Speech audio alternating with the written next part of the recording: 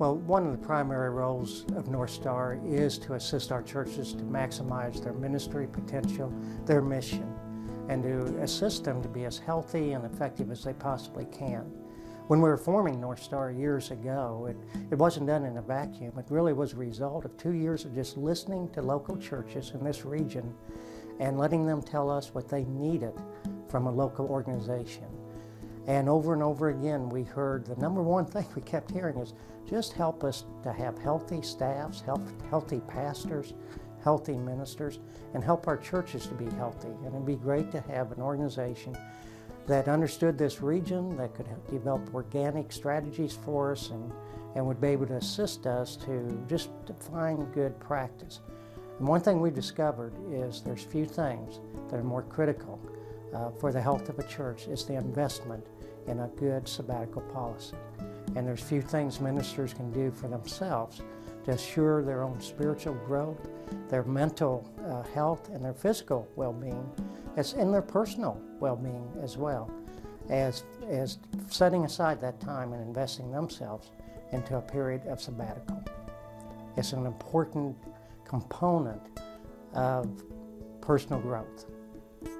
When I took my first sabbatical, I wasn't too sure about it, and I almost had to be pushed to do it. And I didn't realize until I was about 3 weeks into my sabbatical how bad I needed one. And it was toward the end of my sabbatical that I actually began thinking about what I would do on my next sabbatical to be more productive, and it was something I could really look forward to. Now we're going to hear from some of the ministers of NorthStar churches and hear a little bit about what their experience was when it came to sabbatical.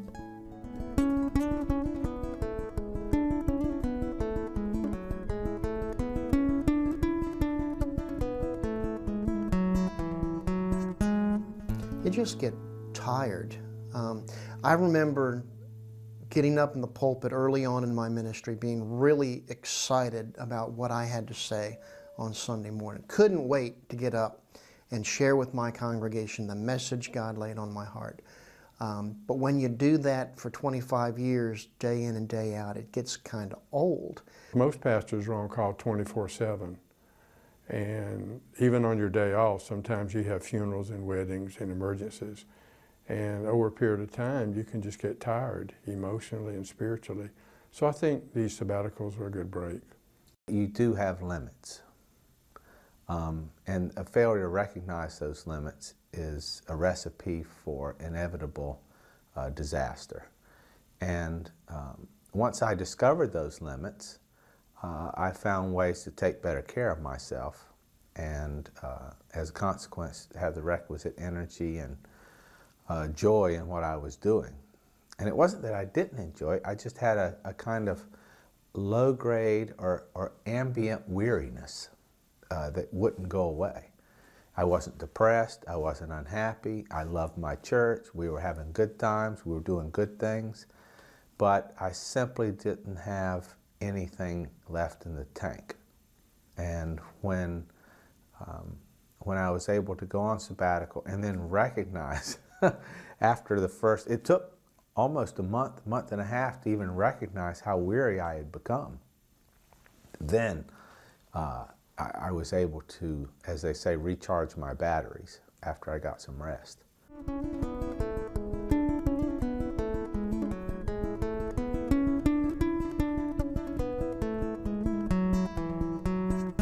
I would say 8 weeks would be a minimum.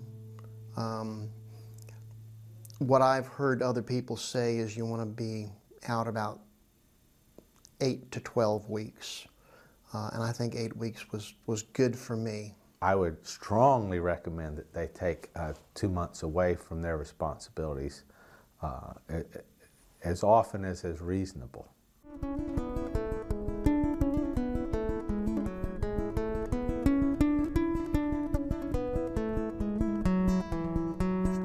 Pastors have an unfortunate tendency to imagine that no one can get along without them. But it actually comes as a kind of spiritual and psychological relief to discover that they can. And once you've been made aware of that, then it really releases you from that sense of burden that pastors sometimes cultivate.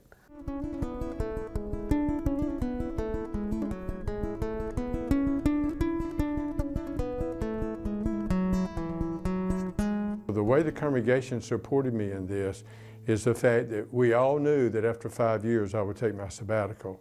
So the congregation ended up putting money aside in the church budget every year for those 5 years.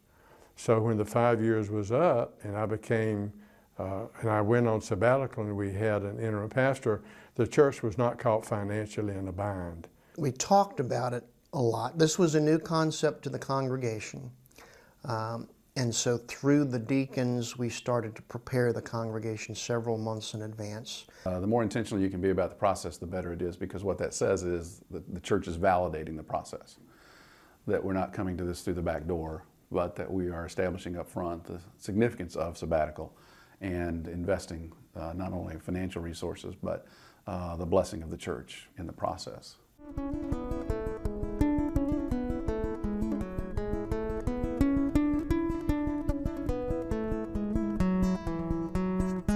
It helped us to have quality time with each other.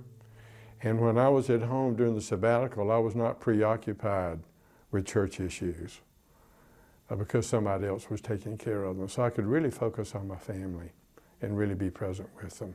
And I was at home with them at night instead of being at committee meetings and emergencies and all of those kinds of things. So we just had a good time together and kind of renewed our acquaintances with each other, and that was good.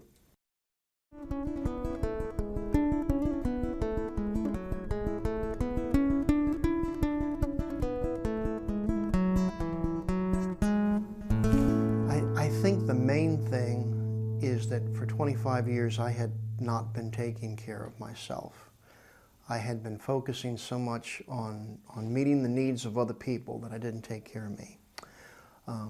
I wasn't getting the sleep that I needed. I wasn't getting the exercise that I needed. I was definitely not eating right.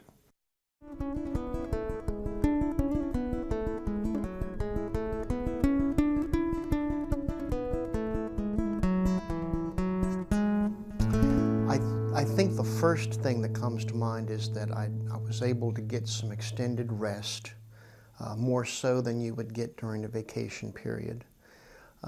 It helped me to clear my mind and get away from ministry for an extended period of time.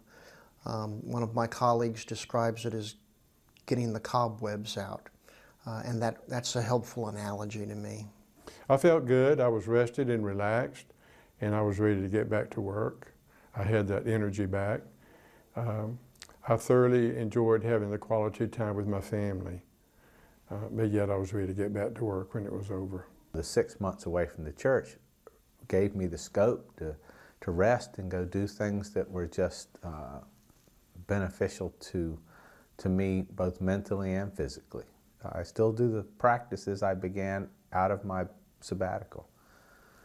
And they were simple, but they were vital to feeling good and having the kind of energy that was necessary.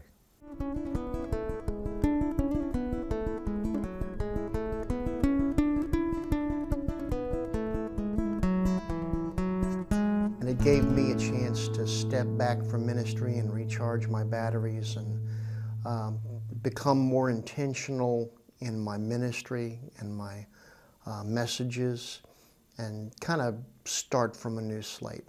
And I think sabbatical, when you're able to really take that in a meaningful way, it does refresh you so that by the end of that time, you're ready to come back. But the sabbatical radically reordered my capacity to do the things that had to be done. And it was amazing to recognize how tired I really was. And the rest period, the getting away from the demands of ministry, doing other things that had been of interest to me for some time, that was very helpful. And coming back, I had so much more energy. In fact, I hadn't had that much energy in a very, very long time. And I have to say that the church has flourished in the wake of that sabbatical.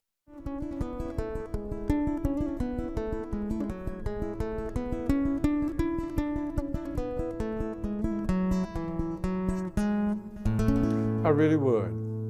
I think it's important for a pastor and staff members to have a break from their regular day-by-day church responsibilities to get renewed and refreshed and reconnect with God in a special way, have some devotional time, prayer time, and do some other things that will help them in their creativity and in their ministry. So yes, I do recommend it.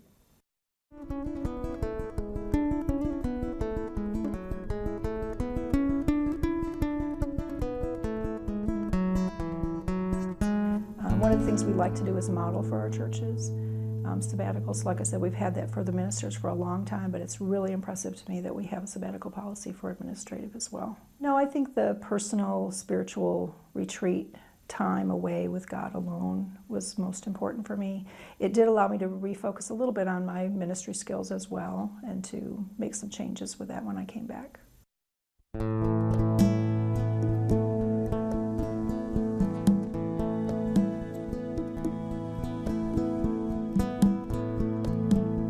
More than just being an organization that says, hey, you ought to take a sabbatical or have a sabbatical policy.